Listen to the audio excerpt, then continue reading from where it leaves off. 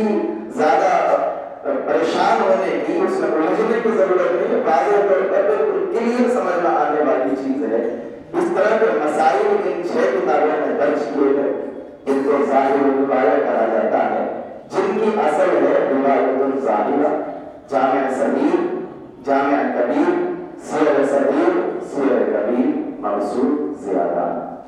تو اس چیز کو ذہن میں رکھیں نمبر 2 کہ معترض نے جو اعتراض کیا ہے وہ کہیں ایسا تو نہیں کہ ایسی روایت کو لے کر اعتراض کیا ہے جو ظاہر الروایہ میں موجود نہیں ہے، بلکہ نوادرات میں ہے۔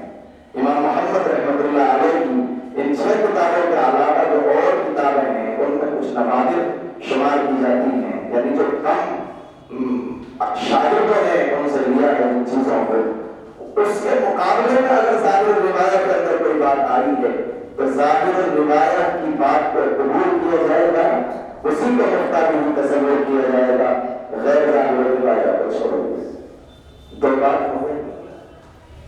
نمبر 1 فقہ، یہ قرآن اور حدیث سے الگ کوئی چیز نہیں بلکہ اس کا نچوڑ ہے۔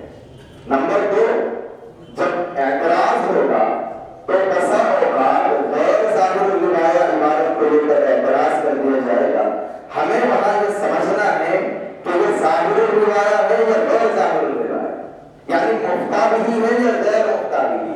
معترض نے جہاں جہاں اعتراض کیا ہے کہ حنفی پر، وہاں سہارا لیا ہے غیر ظاہر الروایہ کا، اور ذہن الجھا دیا کہ آپ کی کتابوں میں لکھا ہے، تو اس کو بھی سمجھنا ہے۔ 2 بات۔ تیسری اصولی بات جو عرض کر رہا ہوں، اس کے بعد میں اعتراضات کی طرف آؤں گا۔